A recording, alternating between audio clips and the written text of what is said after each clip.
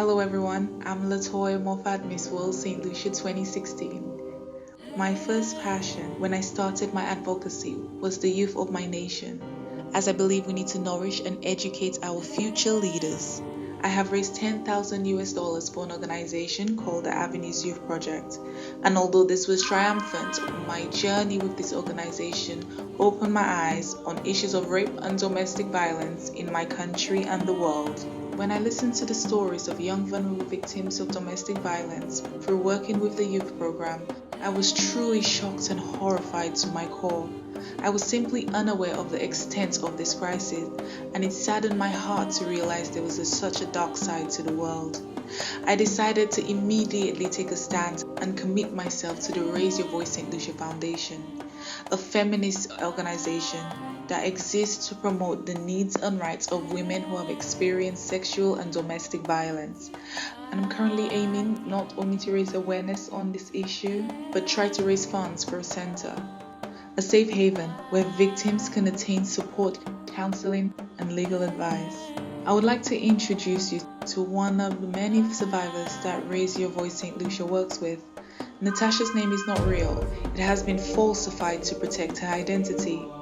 On a hot December evening in the year 2014, Natasha, like any other young lady her age, was walking home from a house party event when she was approached by a man in his 30s. His demeanor was nice. They had mutual friends, and when he offered her a ride home, she thought nothing of it. It was while she was in the car, he took a route unfamiliar to her. She started to question him. At first, he was polite and assured everything was fine. However, as she questioned him more, his demeanor quickly turned volatile. It was then that Natasha knew she was in danger and pleaded for her life. He proceeded to drive and ended up in a remote location she didn't recognize. In fear, she begged for her life as he drags her out the car with one hand around her throat. He raped her twice. Paralyzed with fear, she sat in the car quietly, shaken and broken. He threatened to kill her and her family if she ever dared to open her mouth.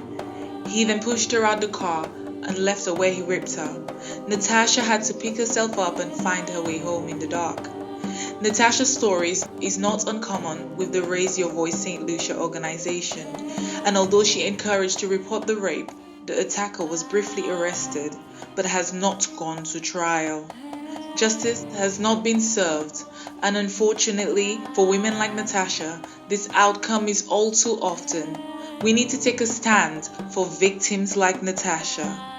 I will continue the mission of empowering those women whose voices have not been heard. I urge you to join me. Make this movement bigger, better, and stronger. Let's break the silence.